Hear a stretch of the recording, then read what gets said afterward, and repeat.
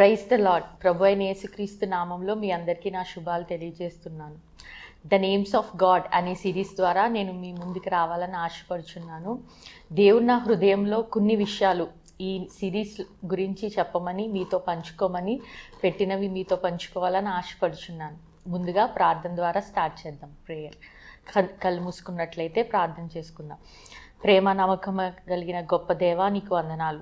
ఈ సమయమందు నీ పాదాల దగ్గరికి వస్తున్నాం ప్రభా. నీ వాక్యము వెల్లురగుడుతోనే వెలుగు కలుగునన్నావు ప్రభా. నాయన, మా హృదయాల్లో నీ వెలుగుతో నింపమని ఈ వాక్యము ప్రభా ఏ ఒక్కరు కందాలో, ఏ ఒక్కరు వినాలని నువ్వు ఉద్దేశించావో నీ నిత్య సంకల్పంలో వారికి చేరునట్లు సహాయం దయచేయండి.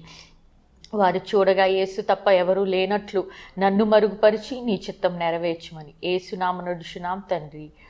Amen, amen. క్రైస్తవ జీవితం అంటేనే విశ్వాసంతో స్టార్ట్ అవుతుంది కదండి. విశ్వాసంతోనే మన పాపాలు ఒప్పుకుంటాం. దేవుడు ఈ భూలోకానికి మన కోసం వచ్చాడని, చనిపోయాడని, తిరిగి లేచాడని, మళ్ళీ మన కోసం తిరిగి వచ్చి రాబోతున్నాడని, ఇదంతా ఆధారపడింది విశ్వాసం మీదే. విశ్వాసం లేకపోతే రక్షణే లేదు. ఈ విశ్వాసం ఎలా స్టార్ట్ అవుతుంది? వినుట వలన ఈ విశ్వాసం స్టార్ట్ అవుతుంది. అది దేవుని వాక్యం ద్వారా స్టార్ట్ అవుతుంది. చాలామంది జీవితాల్లో దేవుడి వాక్యము గురించిన అవగాహన చాలా తక్కువ ఉంది. ఈ రోజుల్లో ఆశీర్వాదం గురించి, వివిధ రకాలైన వాటి గురించి ఉంది, కానీ దేవుడి స్వభావం గురించి తెలుసుకోవడం చాలా అరుదైపోయింది. అందుకే దేవుడు నా హృదయంలో నన్ను గూర్చి నా బిడ్డలు తెలుసుకోవాలని ఆశపడుతున్నానని మాట్లాడుతున్నప్పుడు ఈ సిరీస్ స్టార్ట్ చేయడం జరుగుతుంది. అందుకే బైబిల్లో ఏమని ఉందంటే, యోహాను పత్రిక 17వ అధ్యాయం 3వ వచనం చదువుతున్నానండి. యోహాను 17:3 అద్వితీయ సత్యదేవుడైన నిన్నును నీవు పంపిన యేసుక్రీస్తుని ఎరుగటే నిత్య జీవం. The ultimate purpose of Christian life ఏంటంటే దేవుని గురించి ఎరుగుటే కదండి. దేవుడు బంగారం సంపాదించడం, డబ్బు సంపాదించడం, జ్ఞానాభ్యాసం చేయడం ఇవేమీ కాదు, కానీ దేవుడి గురించి తెలుసుకునుటే ద అల్టిమేట్ పర్పస్. ఆయన గురించి తెలుసుకుంటాము అంటే ఆయన స్వభావం ఎరిగి ఉండడమే. ఎంత ఈజీ కదండి. కానీ మనం ఏదో చేయాలని ఎంతగానో ప్రయత్నిస్తున్నాం. కానీ ఈరోజు దేవుడు మీతో మాట్లాడుతున్నాడు. నన్ను గురించి తెలుసుకో, నన్ను గురించి వెతుకు, అప్పుడు నీకు నువ్వేంటో తెలుస్తుంది. మన ఉనికి ఎక్కడ స్టార్ట్ అవుతుందండి? మన ఉనికి ఎక్కడ స్టార్ట్ అవుతుందంటే దేవుని గురించి తెలుసుకోవడంలోనే మన ఉనికి స్టార్ట్ అవుతుంది. ఇంకోటి ఏంటంటే, దానియేలు గ్రంథము 11వ అధ్యాయము 3వ వచనంలో ఇలా రాయబడి ఉంటుంది, తమ దేవుణ్ణి ఎరుగువారు బలము కలిగి గొప్ప కార్యములు చేసేదరని. దేవుణ్ణి ఎరిగిన వాళ్ళు ఎలా ఉంటారంటే బలము కలిగి గొప్ప కార్యములు చేయగలుగుతారు. మన జీవితాల్లో, విశ్వాస జీవితాల్లో పోరాటాలు వచ్చినప్పుడు, కష్టాలు వచ్చినప్పుడు, నష్టాలు వచ్చినప్పుడు చాలాసార్లు సోలిపోతాం, చాలాసార్లు దిగులు పడిపోతాం. ఎందుకు నాకే ఇలా జరుగుతుంది, ఎందుకు నా జీవితంలో ఇలా సంభవిస్తుంది అనే అనేక ప్రశ్నల మధ్య మనము చిక్కుపోతాం. ఎందుకంటే మనకి దేవుని గురించిన అవగాహన తక్కువ అవడం వల్ల. ఒకవేళ దేవుడి గురించిన అవగాహన మనకు తెలిస్తే మనం ఎలా ఉంటామంటే బలముగా ఉంటాము. బలముగా ఉండి మన జీవితాల్లోనే కాకుండా మన చుట్టుపక్కల జీవితాలను కూడా ప్రభావితం చేసేవారిలా ఉంటాము. అందుకే బైబిల్ గ్రంథంలో ఒక భక్తుడు ఉన్నాడు. ఆయన ఏమంటాడంటే, ఆయన్ని దేవుడు పిలుస్తూ ఉంటాడు. ఒక పని నిమిత్తమై పిలుస్తూ ఉన్నప్పుడు ఆయన అడుగుతాడు, దేవా, నువ్వు పిలుస్తున్నావు, బాగానే ఉంది, నీ పేరేంటి? నిన్ను గూర్చిన అవగాహన నాకు లేదు, నిన్ను తెలుసుకోవాలి కదా నీ పని చేయాలంటే అని అడుగుతాడు. ఆ భక్తుడు ఎవరో కాదు, మోషే. నిర్గమాకాండము అందరూ తెరిచినట్లయితే బైబిల్లో నిర్గమాకాండము 3వ అధ్యాయము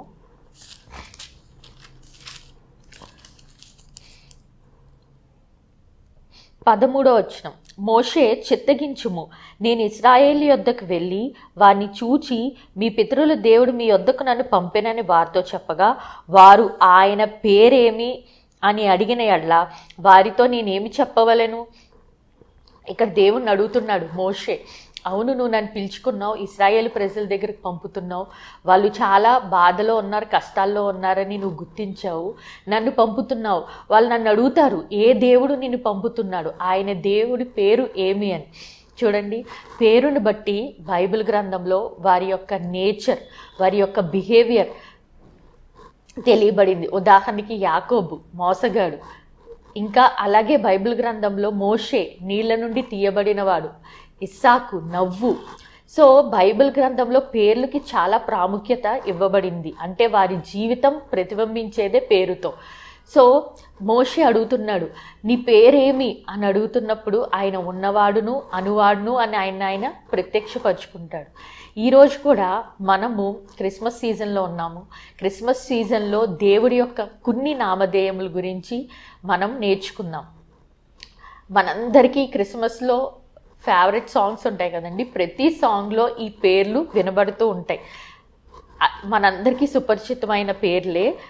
యెషయా గ్రంథము 9వ అధ్యాయము 6వ వచనం. యెషయా గ్రంథము 9వ అధ్యాయం 6వ వచనం. ఏలయనగా మనకి శిశువు పుట్టెను, మనకు కుమారుడు అనుగ్రహింపబడును, ఆయన భూమి మీద రాజ్యభారం నుండును.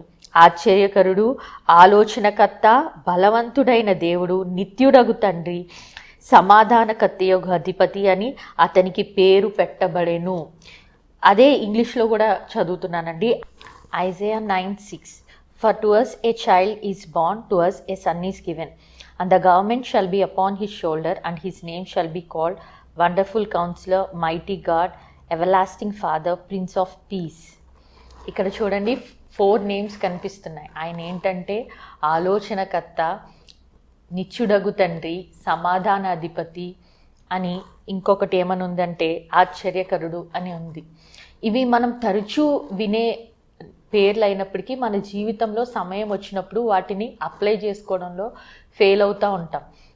మొదటిగా ఆయన మన జీవితాల్లో ఆశ్చర్యకరుడుగా ఉన్నాడు, రెండోదిగా ఆలోచనకర్తగా ఉన్నాడు, నిత్యుడగు తండ్రిగా ఉన్నాడు, సమాధాన అధిపతిగా ఉన్నాడు.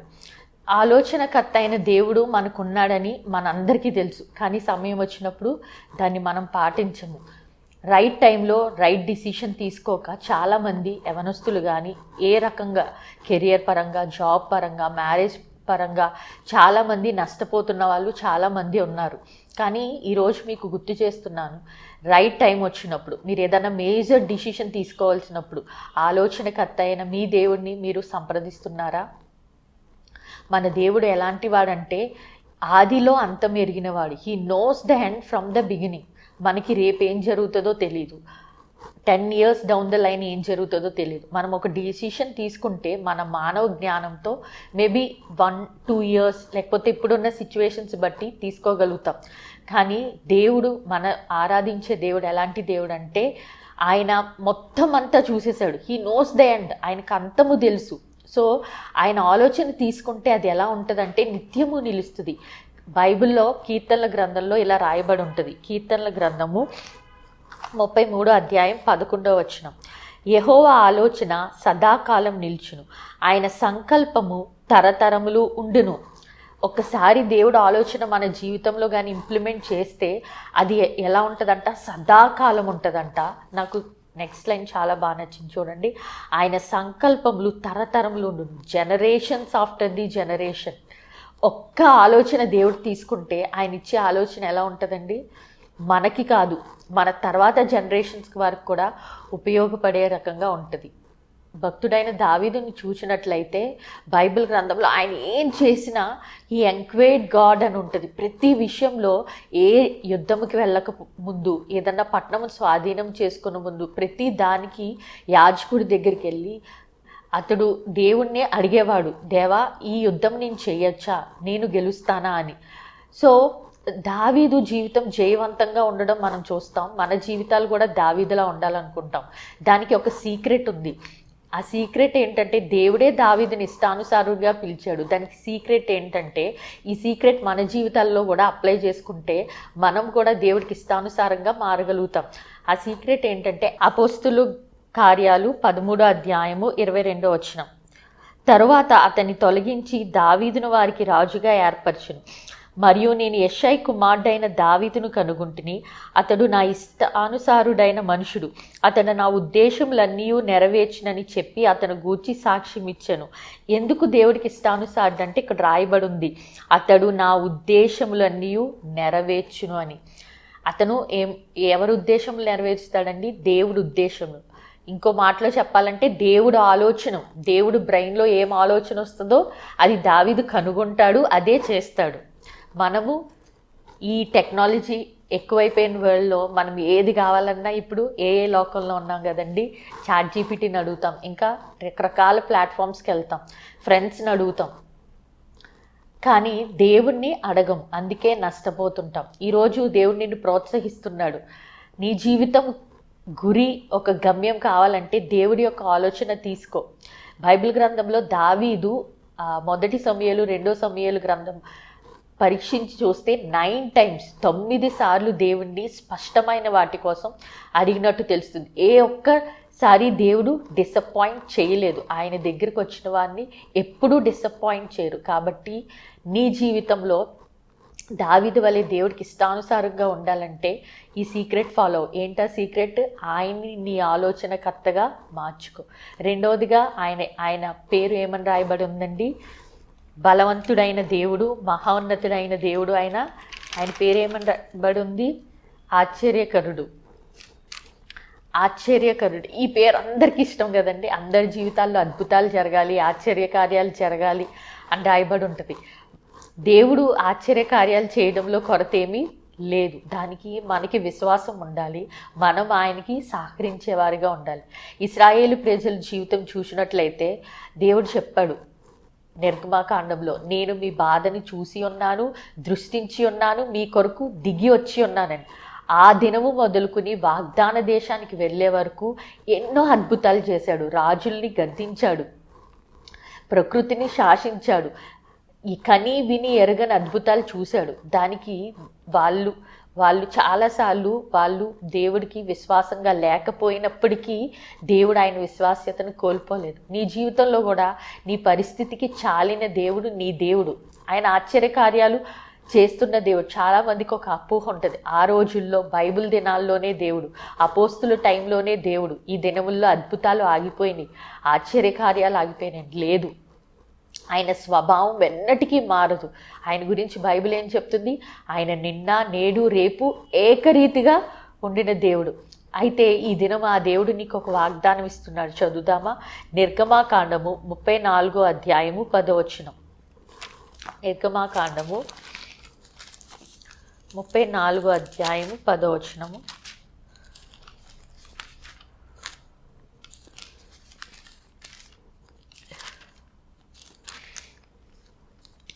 అందుకు ఆయన, ఇదిగో నేను ఒక నిబంధన చేయుచున్నాను, భూమి మీద ఎక్కడైనను ఏ జనములోనైనను చేయబడని అద్భుతాలు నీ ప్రజలందరి ఎదుట చేసేదను. నీవు ఏ ప్రజల నడుమునున్నవో ఆ ప్రజలందరూ యెహోవా కార్యము చూచెదరు. మోషేతో దేవుడు సెలవిస్తున్నాడు ఇశ్రాయేలు ప్రజల గురించి. నువ్వు ఈ భూమి మీద ఎక్కడా చూడని అద్భుత కార్యాలు చూసేదు. ఒక్కొక్కసారి మన జీవిత పరిస్థితులు ఎలా ఉంటాయంటే, ఎంత ప్రయత్నించినా ఎంత కష్టపడినా దానికి కొనసాగింపు కనిపించదు. అలాంటి టైంలో దేవుడు ఒక అభయం ఇస్తున్నాడు. ఆయన లేని వాటిని ఉన్నట్టుగా చేసే దేవుడు. ఆయన దగ్గరికి వచ్చిన వారిని ఎంత మాత్రము నిరాశపరిచే దేవుడు కాదు. నువ్వు నీ సమస్య ఎంత పెద్దదైనప్పటికీ ఆయన నామము గొప్పది. అద్భుతం చేయు దేవుడు, ఆశ్చర్యకరుడు అని నువ్వు గుర్తెరిగి ఆ నామం నెత్తిపట్టినప్పుడు నీ జీవితంలో కూడా నిశ్చయముగా ఆ అద్భుతాన్ని చూడగలవు. మూడోదిగా ఆయన మనకి నిత్యుడగు తండ్రిగా ఉన్నాడు. ఏంటండి? నిత్యుడగు తండ్రి. ఎంత ప్రివిలేజ్ కదా! భూమిని ఆకాశాన్ని సృజించిన దేవుడే మనకి తండ్రిగా ఉన్నప్పుడు కొన్ని విషయాల్లో తండ్రి స్థానం లోటుగా ఉండిపోద్ది కొందరి జీవితాల్లో. తండ్రి భౌతికంగా చనిపోయినప్పుడు, లేక తండ్రి బాధ్యతగా లేనప్పుడు కొన్నిసార్లు తండ్రి స్థానం అలా ఎంటీగా ఉండిపోద్ది. కానీ మన దేవుడు ఎలాంటి దేవుడు? నిత్యుడగు దేవుడు. From everlasting to everlasting, నిత్యత్వము నుండి నిత్యత్వం వరకు నీకు తండ్రి అయి ఉన్నాడు. బైబిల్ గ్రంథంలో కోరహు కుమారుల గురించి చూస్తే తండ్రి విధేయుడు కాదు, తండ్రి ఏమి ఆశీర్వదింపబడిన వ్యక్తి కాదు, లేదా తండ్రి ఏమి అబ్రహాము వలె కాదు, కానీ శపితమైన తండ్రి. ఏంటంటే కోరహు మోషేకు అహరోనుకు విరుద్ధంగా మాట్లాడతాడు. అతనిలో గర్వం ఉంది. ఈ తండ్రి స్వభావం ఎలాంటిదంటే గర్వంతో నిండిపోయినవాడు. కుమారులకి మాదిరి విడిచిపెట్టవలసిన వాడు అయి ఉన్నప్పటికీ అలా లేకుండా తనకిష్టానుసారంగా జీవించాడు. అప్పుడు అతను శపిత పాలై దేవుడు ఏం చేస్తాడంటే చంపేస్తాడు. కానీ ఆ తండ్రి యొక్క ప్రభావం ఆ పిల్లల మీదకి రానివ్వలేదు దేవుడు. ఎంత గొప్ప దేవుడు అంటే తండ్రి నుంచి వచ్చే శాపం పిల్లల మీదకి రానివ్వలేదు. కానీ కోరహు కుమారుల్ని దేవుడు దీవించాడు. కోరహు కుమారుల్ని ఎలా దేవుడు దీవించాడంటే వాళ్ళలో కొంతమంది గాయకులు, వాళ్ళ సింగర్స్, దేవుడు మందిరంలో గేట్ కీపర్స్, కొంతమంది రైటర్స్, కీర్తనలో కొంత కాంట్రిబ్యూషన్ చేసిన వాళ్ళు ఎవరంటే కోరహు కుమారులు.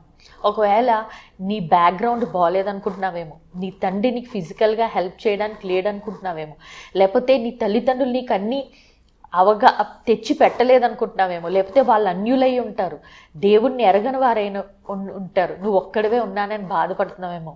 కోరహు చేసిన తప్పు దేవుడు తన పిల్లల వరకు రానివ్వలేదు. పైపెచ్చు దేవుడు వాళ్ళని దీవించాడు. ఎలా దీవించాడంటే ఆయన సన్నిధిలో నిత్యము నిలిచి యాజకత్వం చేసేవారిగా, పాటలు పాడేవారిగా, ఆయన స్తుతించేవారిగా, ఆయన ఆరాధించేవారిగా, వర్షిప్ లీడర్స్గా చేశాడు. దేవుడు నీ జీవితాన్ని మార్చే దేవుడు. దానికి నీ బ్యాక్గ్రౌండ్ ఆయనకు అనవసరం లేదు. ఆయనకు కావాల్సిందల్లా నీ అవైలబిలిటీ. నువ్వు అవైలబుల్గా ఉన్నావా దేవుడికి? చెప్పి రోజు, దేవా నా బ్యాక్గ్రౌండ్ ఏమైనప్పటికీ, నాకెవరూ లేనప్పటికీ నేను ఈ నేమ్ నా జీవితంలో సొంతం చేసుకుందాం అనుకుంటున్నాను, నీవు నా జీవితంలో నిత్యుడైన తండ్రిగా ఉండాలని ఆశపడుతున్నాను అని చెప్పినట్లయితే నిత్యముగా దేవుడు నీ జీవితంలో నిత్యుడైన తండ్రిగా ప్రతి అడుగు ఆయన చెయ్యి పట్టి నడిపిస్తాడు. ఆఖరిగా ఆయన సమాధాన అధిపతి. ఈ రోజుల్లో అందరికీ అన్నీ ఉన్నప్పటికీ సమాధానం కరువైపోతుంది. స్ట్రెస్, టైర్డ్నెస్, బిజీ లైఫ్, ఎక్కడ చూసిన ఆందోళన, అందుకే హార్ట్ స్ట్రోక్స్ ఎక్కువైపోతున్నాయి. ఫిజియోథెరపీకేమో వాటి ఎక్కువైపోయి నర్వస్ సిస్టమ్ బ్రేక్ డౌన్ అయిపోతుంది. సైకాలజిస్ట్కి పని ఎక్కువైపోతుంది. అన్ని డాక్టర్స్ కన్నా ఇప్పుడు సైకాలజిస్టులు కలిసే వాళ్ళు చాలామంది ఎక్కువ ఉన్నారంట. ఎందుకంటే వాళ్ళకి ఎలా ఆ ఒత్తిడిని తట్టుకోవాలో, హ్యాండిల్ చేయాలో రావట్లేదు. కానీ మన దేవుడు ఎవరంటే సమాధాన అధిపతి. నీ దేవుడు ఎవరంటే సమాధాన అధిపతి. బైబిల్లో ఎలా రాసి ఉంటుందంటే దావీదు అంటాడు, నేను యెహోవా యొద్ద విచారణ చేస్తుని, ఆయన నాకు కలిగి ఉన్న బాధలన్నిటి నుంచి విడిపించెను. నీకొక నిరీక్షణ ఉండాలి. ఈ లోకంలో లేని నిరీక్షణ ఏంటంటే నా దేవుడు నా ప్రార్థన ఆలకిస్తాడు అనే నిరీక్షణ నీకున్నప్పుడు, my God will take care of my everything అనేది నీకున్నప్పుడు నువ్వు దేవుడి సమాధానం నిశ్చయముగా అనుభవిస్తావు. ఫిలిప్పీలకు రాసిన పత్రిక 4:7 ఎలా ఉంటుంది? నేను సమాధానం ఇస్తాను విచ్ సర్పాసెస్ ఆల్ అండర్స్టాండింగ్. నీవు ఊహకు మించిన సమాధానము నేను ఇస్తానని ఉంటుంది. బైబిల్ గ్రంథంలో 8,000కు పైగా వాగ్దానాలు ఉన్నాయి. వాటన్నిటిని స్వతంత్రించుకోవడం మన బాధ్యత, వాటన్నిటిని నమ్మడం మన బాధ్యత కదండి. మనం అన్నీ ఉండి వాటిని స్వతంత్రించుకోలేని దురదృష్టవంతులుగా ఉన్నాం. ఈరోజు క్రిస్మస్ సీజన్లో నువ్వు ఏ పరిస్థితిలో ఉన్నావో, ఈ 4 భాగాల్లో ఏ భాగంలో నువ్వు ఉండి ఉన్నావో నాకు తెలియదు. నీకును నీ దేవుడికి తెలుసు. దేవుడు చెప్తున్నాడు ఈరోజు, నేను నీ పట్ల ఆలోచనకర్తగా ఉన్నాను, నా ఆలోచన తీసుకో, ఎందుకంటే నా ఆలోచన నిత్యము నిలుచును. నువ్వు భయపడకు, నేను నీ పట్ల కార్యము చేసే దేవుణ్ణి, నేను అద్భుత కార్యాలు చేసే దేవుణ్ణి. 3వది, నేను నీకు తండ్రి అయి ఉన్నాను, నువ్వు నన్ను అబ్బా అని పిలిచే భాగ్యం ఇచ్చాను, నువ్వు లోకం వైపు చూడకుండా నా వైపు చూడని దేవుడు చెప్తున్నాడు. 4వదిగా ఆయన ఈ క్రిస్మస్ సీజన్లో సమాధానముతో నిన్ను నింపబోతున్నాడు. ఇవన్నీ పేర్లు దేవుడు మీ జీవితంలో నిరూపించుకోవాలని, మీరు దాన్ని అప్లై చేసుకోవాలని నా ప్రార్థన. అమెరికా దేశంలో జార్జ్ వాషింగ్టన్ కార్వర్ అనే ఒక వ్యక్తి ఉండేవాడు. ఆయన చాలా కడుపేద కుటుంబంలో పుట్టాడు. కొన్ని దినముల తర్వాత తల్లిదండ్రులు కోల్పోయాడు, అనాథగా ఉన్నాడు. కానీ మనం చూసినట్లుగా నిత్యుడైన తండ్రి ఆయన విడిచిపెట్టలేదు. ఆయన దేవుణ్ణి ఎప్పుడూ ఒకటి అడిగేవాడంట, Lord reveal to me the mysteries of nature అని. దేవా, నువ్వు ఆలోచనకర్తవైన దేవుడు కదా, ఈ సృష్టిలో నువ్వు సృష్టించిన సృష్టిలో ఉన్న రహస్యాలు నాకు తెలుపుము అని ప్రార్థన చేసేవాడంట. అలా ఆయన ఏ పరిశోధన చేసినా అలా ప్రార్థన చేస్తూ వెళ్ళేవాడంట. ఒక దినము ఆయన ప్రార్థన చేసి వచ్చినప్పుడు ఆయనకి వంటగదిలో పీనట్ కనిపించిందంట, అంటే వేరుశనగులు.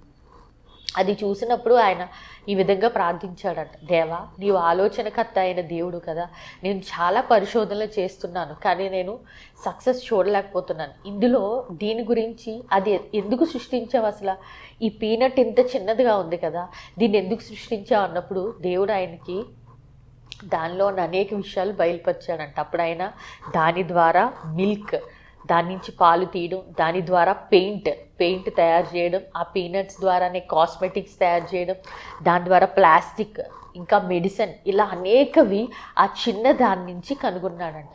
యుఎస్ కాంగ్రెస్లో ఉన్న మనుషులందరూ ఆయన దగ్గరికి వచ్చి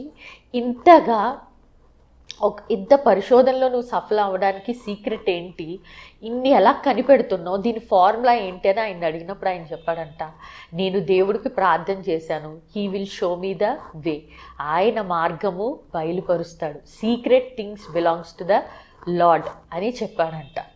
ఎంత ఆశ్చర్యంగా ఉంది కదండి. గొప్ప సైంటిస్ట్. చాలామంది దేవుడు లేడు, మూర్ఖుడు అని అనుకుంటారు దేవుణ్ణి నమ్మిన వాళ్ళు. ఆయన సైన్స్కి వ్యతిరేకం కాదు. గొప్ప గొప్ప సైంటిస్టులు ఆయన దగ్గరికి వచ్చినప్పుడు వాళ్ళ పరిశోధన ఇంకా గొప్పదై వాళ్ళు ఎన్నో కనిపెట్టి సమాజానికి ఉపయోగపడేవారిగా ఉన్నారు.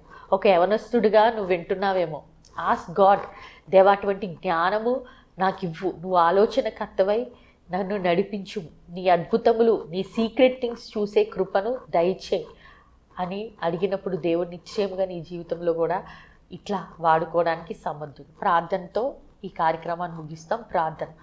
దయగలిగిన తండ్రి, కృపగలిగిన రాజా, అవునయ్యా, నువ్వు మాతో మాట్లాడి ఉన్నావు. నీ మాట నిత్యము నిలుచును, నీ ఆలోచన నిత్యము నిలుచును.